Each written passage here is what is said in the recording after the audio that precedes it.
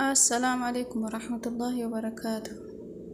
جرجرت وردفتو تارستي سجا بقى جراتني إيقا كاكما فيديو كان رتي أرقا جرتن الرب لينتنا تنالبان كمان ندهني وبلتي تنهوي في وبلسكين كيرو هساسا جتشودا إن لما إني يرو تكتوكو يوكو من أسرتي سبب إسان دوا غرغرانيف إرتي كاوني أغرى أما الليمو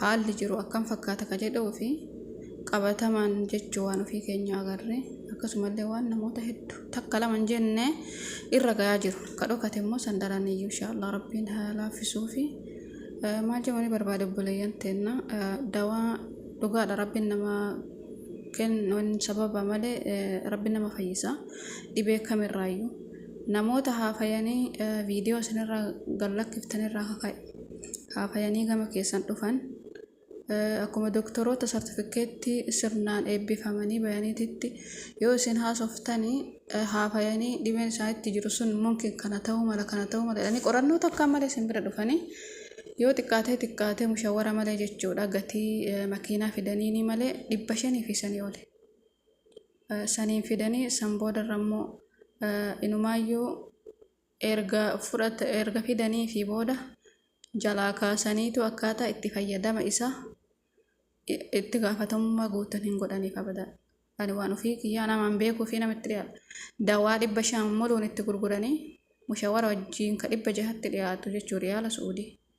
Erga sanii booda immoo jalaa kaasnee akka itti fayyadamtu dhabdee miidhaa ofirraan geette akira lafaa kasartee mustashfaa dhayite jechuudha baasii lammataatiif yaa obboleeyyan tiyya duniyaa wallaahu maa miti odoo gatii xinnoon akka namni sun haa dura yaalu booda xiqqoo yaalee ergasii yoo faayidaa argate abbaan nuun hin dabalata dawaa kana jechuu saniin immoo ka itti gaafatamummaa hin fudhanne ka jalaan kaasne haala ulfaata jechuudha walumaa galatti namoota tokko yoo viidiyoo isaan irratti dalaganne argaa akka namni sun hisdii viidiyoo irratti waraabee fakkeessa namni kenna gariini wallaahi birriin teessanii fudhattanii itti fayyadamuu dandeettan ka fayyadamullee isinii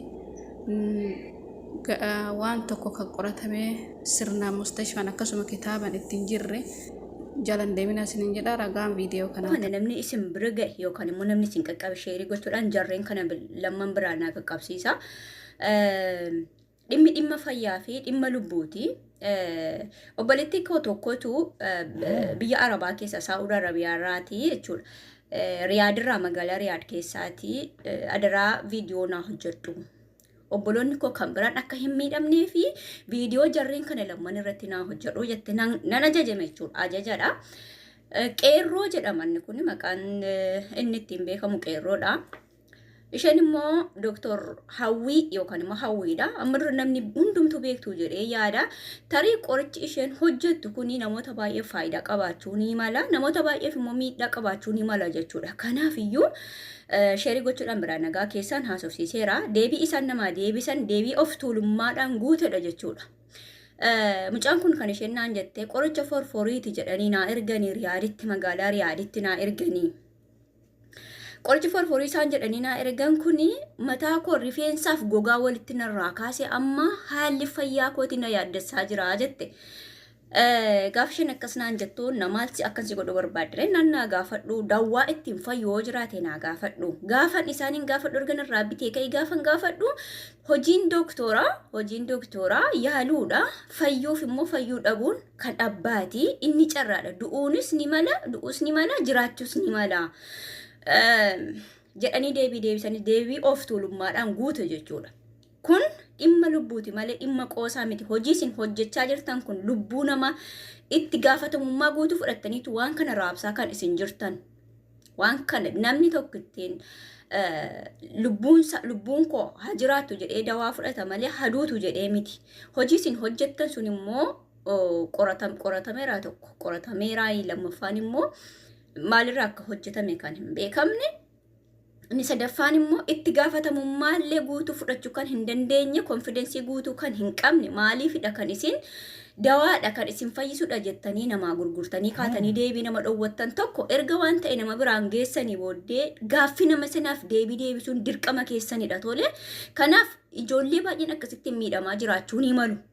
kan ol baasanii hin dubbanne jechuudha. Kan rakkoo isaanii achumatti qabatanii ta'an koomentii irratti barreessuu dandeessu warroonni dawaa adda addaa irraa bitattanii miidhama adda addaatiif saaxilamtan jechuudha. Akkamitti dhalli namaa qoricha hin beekamnee fi kalii beektu kan salaaxaatti xinnu xab godhanii ittiin nyaataaf fayyadaman baay'ee ho'aadha, baay'ee nama gubaa. Ashaboodha waliin makiitii mataa keetti godhi, mataa keetti miicadhu, dawaa kana sadantu si fayyisaa jedhanii dawaa tokko of biraa itti erganii kalii ashaboo waliin makiitii mataa keetti godhadhu.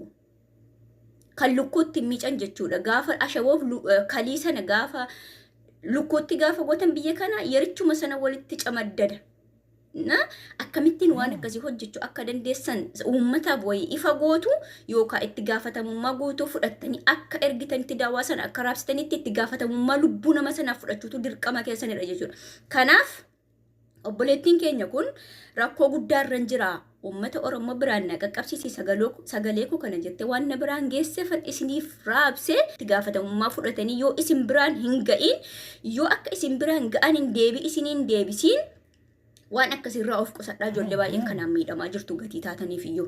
Innaa qeerroo hawwii ijoollee kanaaf deebisuun dirqama keessanidha jechuudha. Jaallattanii otoo hin taane dirqamamtanii deebii kana deebistuuf jechuudha. Seeratu jira biyya sana keessa.